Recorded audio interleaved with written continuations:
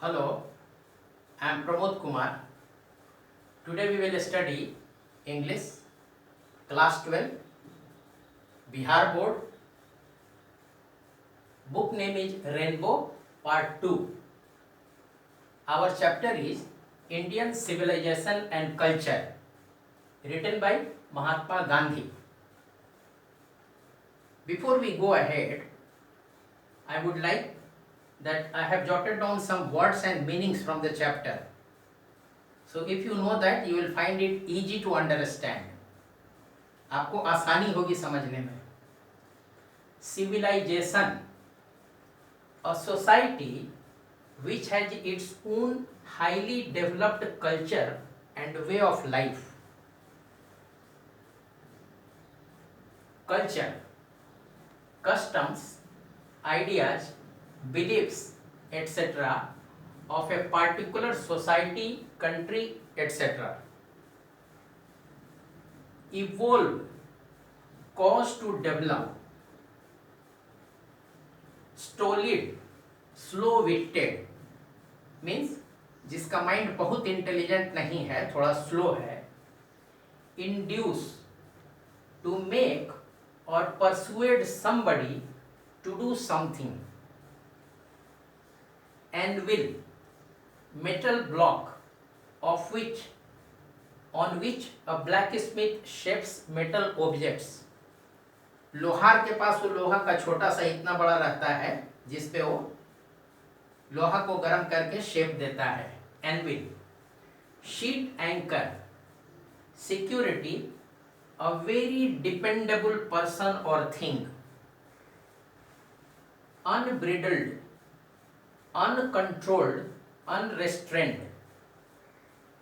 डिसुएड, advise against, persuade against. मान लीजिए आप बहुत तेज मोटरसाइकिल चलाते हैं, आपके पेरेंट्स बोलते हैं धीरे धीरे चलाओ, that is called dissuade. They advise you against driving fast. Indigenous, home grown, native, local, locally बना हुआ. Moral fibre, character. Snare, trap, जाल बोलते ना, snare, trap. Evil, vice, wickedness, दुष्टता, पाप. राइट. अब हम लोग आगे चलेंगे. We will go ahead and rub it of.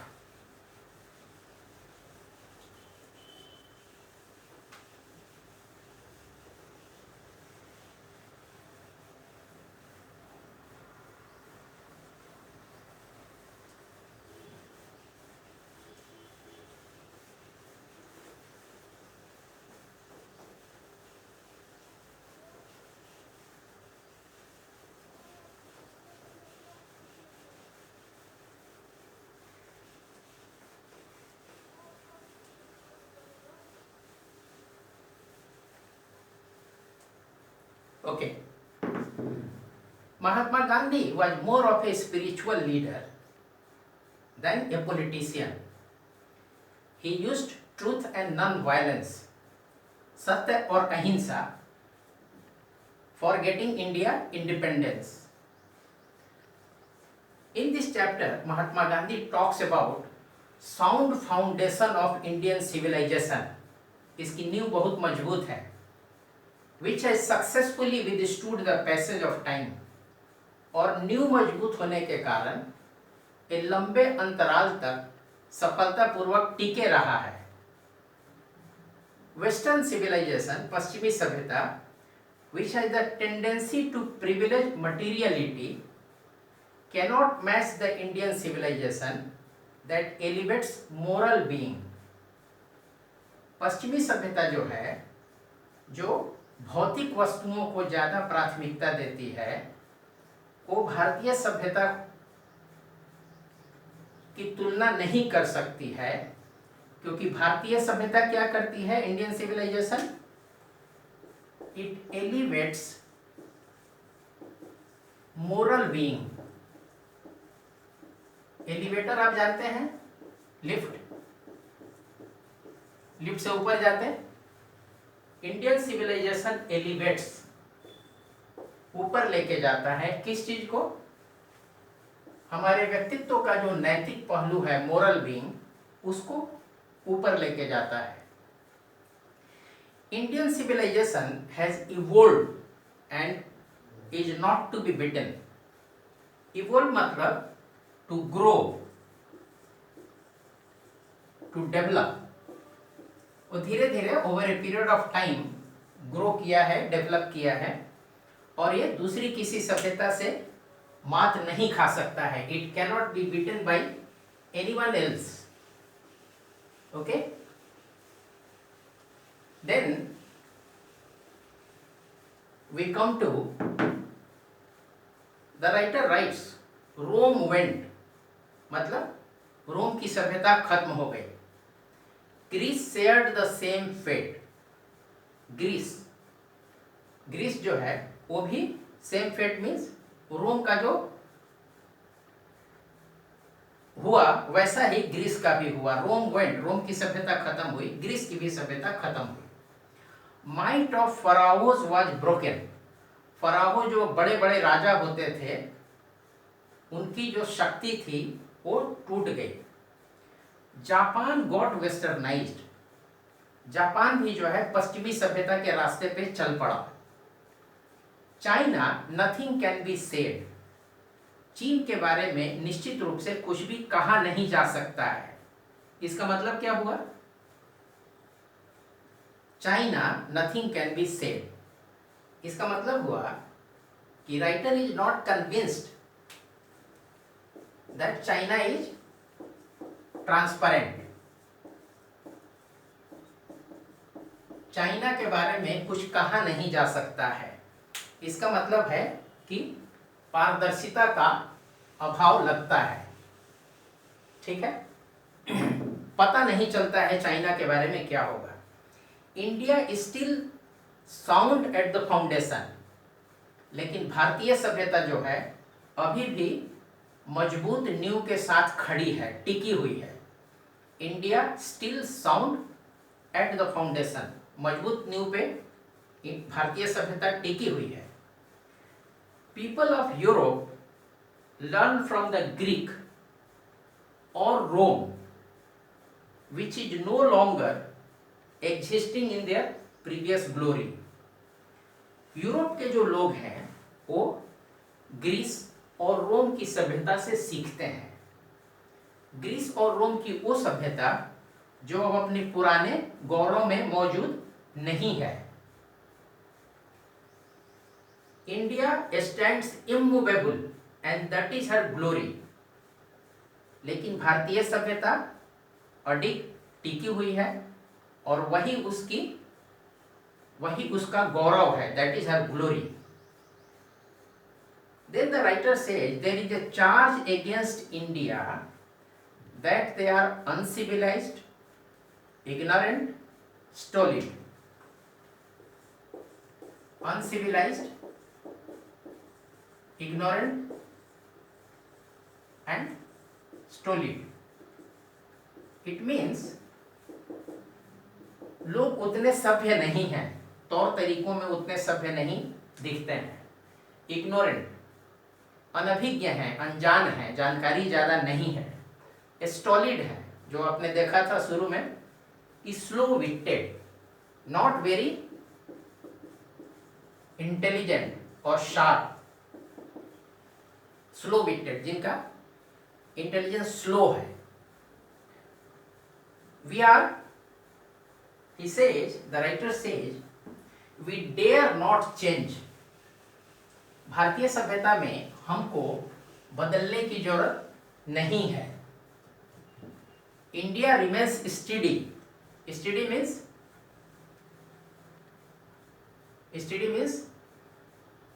स्थिर।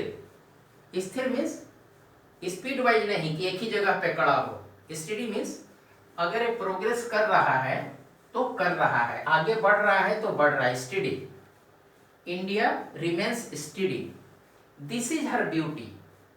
ये इंडिया की खूबसूरती है। It is the sheet anchor of our hope. Sheet anchor मतलब कोई बहुत मजबूत चीज, something very strong, very very dependable, कोई ऐसी चीज जो बहुत मजबूत है और हम जिस पे आसानी से भरोसा कर सकते हैं। भारतीय सभ्यता वैसी है। It is the sheet anchor of our hope. हमारी जो आशा है उसका एक बहुत मजबूत सहारा है। अब मैं 5 मिनट इस पे लिखूंगा। मैं लिखूंगा इस पे main differences between Indian civilization and Western civilization. अगर आप वो समझ गए तो आपका काम पूरा हो गया। I will write only in short Indian civilization and Western civilization. Indian civilization, it elevates moral being, हमारे नैतिक पहलू को ऊपर लेके जाता है, बढ़ाता है। Western civilization, it promotes immorality, अनैतिकता को बढ़ावा देता है। Second, Indian civilization is based on sound foundation. इसकी जो नींव है भारतीय सभ्यता की बहुत मजबूत है। Western civilization, it learns from Greece and Rome. अपनी नींव उतनी मजबूत नहीं है, इसीलिए दूसरी सभ्यताओं से पश्चिमी सभ्यता सीखती है। तीसरा, Indian civilisation has withstood the passage of time. समय के लंबे अंतराल में भी भारतीय सभ्यता मजबूती से टिकी हुई है, जबकि वेस्टर्न सिविलाइजेशन में मेनी ऑफ देम डिसअपियर्ड। जो सभ्यता पहले थी अब नहीं है। Many of them disappeared. We are talking about main differences between Indian civilization and Western civilization. Indian civilization believes in manual work, हाथ से काम करने को प्राथमिकता देती है भारतीय सभ्यता। Western civilization believes in machines and technology, right? Indian civilization believes in spirituality and morality. Western civilization क्या करता है? Materialism and immorality. What is materialism? भौतिकतावाद। जैसे हमारे पास जितने ज्यादा आराम के साधन हों उतने हम सुखी हैं, उस टाइप का। Indian civilization believes in spirituality, morality. Western civilization in materialism, immorality, right? Indian civilization believes in self denial. Self denial का मतलब, मुझे कोई ऐश्वर्य आराम की वस्तु दी गई, मैंने उसको बोला कि नहीं मुझे यूज नहीं करना है। सेल्फ डिनायल, ना बोलना कि नहीं मुझे बहुत ज़्यादा ऐश की वस्तु नहीं चाहिए ऐश करने की।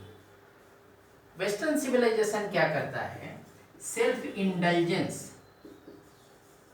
इसका मतलब होता है कि जितने भी प्लेजर के साधन हैं, आनंद के साधन, उसमें वो इंडल्ज करते हैं, they get into that. India में self denial, they self indulgence, right? Indian civilization believes in service of humanity. मानवता के प्रति जो हमारी सेवा है उसमें विश्वास करता है। और वहीं पे वेस्टर्न सिविलाइजेशन क्या करता है, स्नेयर ऑफ अनलिमिटेड वांट्स, वो लोग क्या करते हैं, असीम आवश्यकताएं हैं उनके जाल में फंस जाते हैं। Snare, trap of unlimited wants, wants which are unlimited, वो कभी खत्म होने वाले हैं नहीं, उसके जाल में वो फंसे रहते हैं पश्चिमी सभ्यता, राइट। अब कुछ और पॉइंट्स हैं जो हम डिस्कस करेंगे। मैं लिखते जाऊंगा, हिंदी में आपको बोलते जाऊंगा, जिससे आप एक बार समझ जाएं मेन डिफरेंसेज, तो आपका ये चैप्टर पूरा हो जाए। ठीक है, हम कहाँ तक पहुंचे थे, service of humanity and snare of unlimited wants. Indian civilization sees big cities as snare. भारतीय सभ्यता में बड़े बड़े शहरों को एक ट्रैप, जाल के रूप में देखा जाता है कि लोग उसमें फंसने जाते हैं, जबकि Western civilization believes in big cities. उनके मैक्सिमम पॉपुलेशन जो है बिग सिटीज में रहते हैं, क्योंकि वो उसमें विश्वास रखते हैं। Indian civilization next believes in plain living and high thinking. इसके सामने हम वेस्टर्न सिविलाइजेशन में क्या देखते हैं, व्हाट डू वी सी, वो लोग हमेशा एक यूजलेस सर्च फॉर वेन, किताब में वर्ड यूज किया है वेन, यूजलेस सर्च फॉर, वो क्या करते हैं वो लोग, what do they do, useless search for high living. वो लोग इसी में लगे रहते हैं, यूजलेस, बेकार का सर्च करते रहते हैं हाई लिविंग के लिए। हम लोग क्या करते हैं, plane living and high thinking. They spend their time in useless search for high living, right. Then, in Indian civilization, people believe in,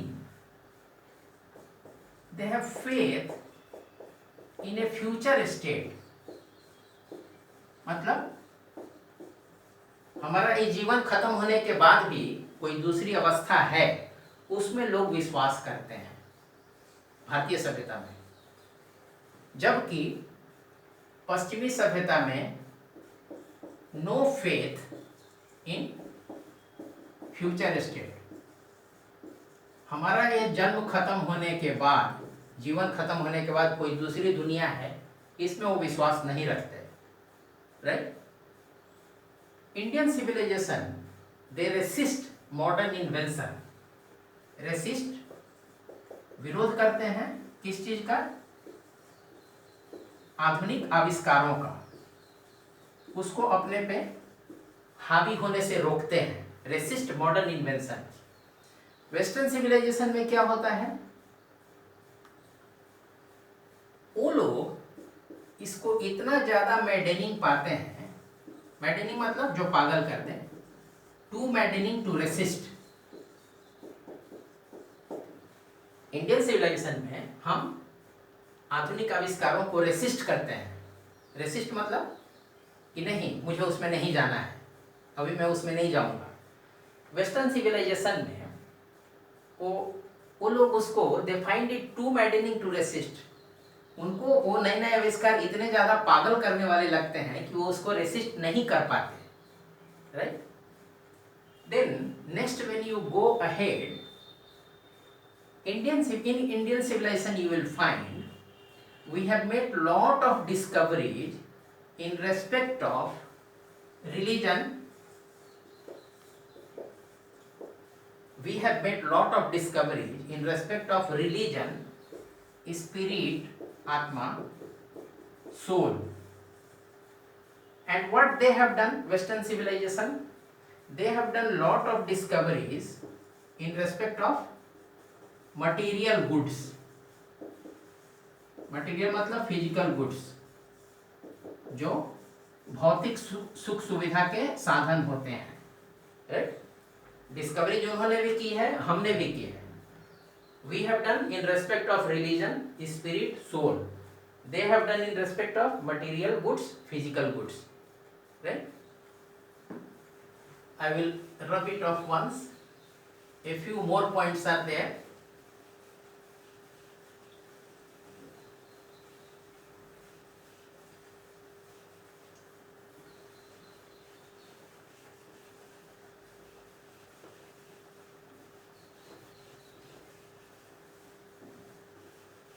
Okay, so we have done up to discoveries.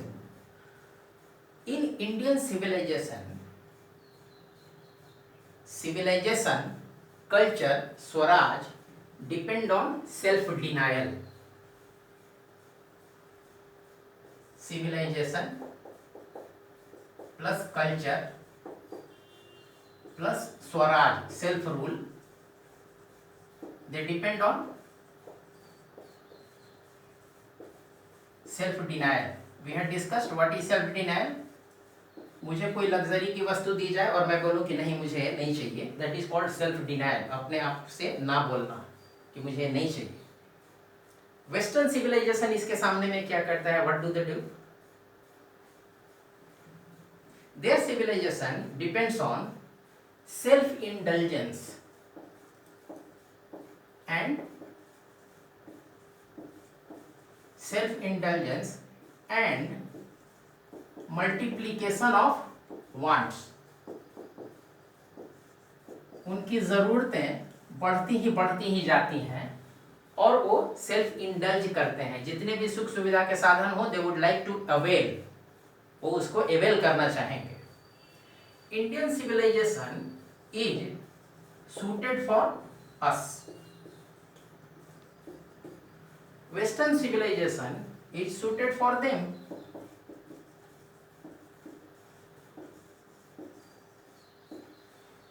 मेरा वाला civilisation उनके लिए हो सकता है suitable नहीं हो, उनका वाला सिविलाइजेशन हो सकता है मेरे लिए सुटेबल नहीं हो. Then in respect of Indian civilization, we have nothing to learn from others. ऐसा क्यों बोला है राइटर ने? We have nothing to learn from others. मान लीजिए कोई अच्छी चीज होगी तब तो सीखेंगे, कोई अच्छी चीज नहीं है तब थोड़े सीखेंगे. Then we will not learn. तो अच्छी चीज तो दिख नहीं रही है. They believe in material things, they believe in self-indulgence, they believe in machineries, they believe in big cities. We don't believe in all that, so we don't find उनके पास कुछ है जो हम सीखें. Nothing to learn from others. उसी के सामने western civilization में क्या है? What do we find? They learn from, we had talked already, Greece and Rome.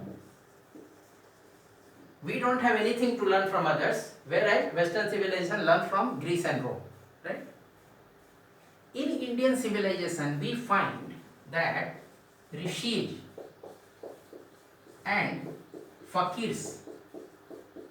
ये लोग कौन है? ऋषिज एंड फकीर्स, जो तपस्या करते हैं, लोगों से कुछ मिल जाए उस पर अपना जीवन यापन करते हैं. Rishis and fakirs are superior. हमारे जो ऋषिज और फकीर्स हैं वो सुपीरियर हैं as compared to western civilization के किंग्स एंड क्वींस. पश्चिमी सभ्यता के जो रूलर्स रहे हैं, शासक, उनकी तुलना में हमारे जो ऋषिज और फकीर्स हैं, ऋषि और फकीर, वो उनसे सुपीरियर है. इनसे सुपीरियर है हमारे ऋषि और फकीर. ठीक है. तो इंडियन सिविलाइजेशन एंड कल्चर में महात्मा गांधी जी ने क्या बताया है कि इंडियन सिविलाइजेशन बहुत मजबूत फाउंडेशन पे है और इसीलिए एक लंबे समय तक मजबूती से अपनी जगह पे टिका रहा है। वेस्टर्न सिविलाइजेशन में भौतिक चीज़ों को बहुत ज़्यादा महत्व देते हैं, इंडियन सिविलाइजेशन में स्पिरिचुअल चीज़ों को ज़्यादा महत्व देते हैं। इंडियन सिविलाइजेशन में हाथ से किए काम को ज़्यादा महत्व देते हैं, जबकि वेस्टर्न सिविलाइजेशन में मशीनरी से किए हुए काम को ज़्यादा देते हैं। इंडियन सिविलाइजेशन को दूसरों से कोई कुछ सीखने की जरूरत नहीं लगती है। Western civilization they keep on learning from Greece and Rome. Indian civilisation has made discoveries in religion, spirit and soul, whereas Western civilization has made discoveries in physical, material goods, right? Indian civilization believes in villages and small cities. Western civilization believes in large cities. Indian civilization thinks that big cities are a snare, एक जाल है बड़े शहर, जबकि Western civilization believes in big cities. Most of them live in big cities because they believe in that, right? Indian civilization teaches us self-denial. अपने आप को self denial, कोई बहुत लग्जरी की चीज मिले तो हम उसको ना बोलें। वेस्टर्न सिविलाइजेशन में सेल्फ इंडल्जेंस, वो जितनी भी प्लेजर की चीजें मिले they would like to avail. Indian civilization service of humanity, मानवता की सेवा करने में विश्वास करता है, जबकि वेस्टर्न सिविलाइजेशन वो असंख्य अनंत आवश्यकताओं की पूर्ति करने में लगे रह जाते हैं, उसके जाल में फंस जाते हैं। Indian civilization believes in plain living and high thinking. Western civilization क्या करता है, हाई लिविंग के पीछे दौड़ते रहता है, always, today also, tomorrow also, the day after tomorrow also. Indian civilization में अभी का जो जीवन है उसके आगे वाले स्टेट में विश्वास करते हैं, ये जीवन के बाद क्या है। वेस्टर्न सिविलाइजेशन में अभी के जीवन के बाद के एस्पेक्ट में विश्वास नहीं करते हैं, they don't believe. Indian civilization में हम लोग रेसिस्ट करते हैं मॉडर्न इन्वेंशन को, कोई आधुनिक आविष्कार है तो हम लोग उसको अपनाने में थोड़ा रेसिस्ट करते हैं, जबकि वेस्टर्न सिविलाइजेशन जो है वो उसको इतना ज़्यादा आकर्षक, पागल करने वाला पाता है कि उसको रेसिस्ट नहीं कर पाता है, right. In Indian civilization, culture and swaraj they depend on self denial, whereas in Western civilization they believe in self-indulgence and multiplying wants. Indian civilization is suited for us, Western civilization is suited for them, right? Indian civilization we don't have anything to learn from others, क्योंकि दूसरों में मुझे कुछ ऐसा दिखा नहीं हमको कि लें। Western civilization learns from Greece and Rome. In Indian civilization, rishis and fakirs are found to be superior to the kings and queens of the Western civilization, right? So I think you found the chapter to be good, right? I will request you, if you have got any query, please write me on my email. Email ID will be there on the thumbnail of the video. Okay? Thank you very much.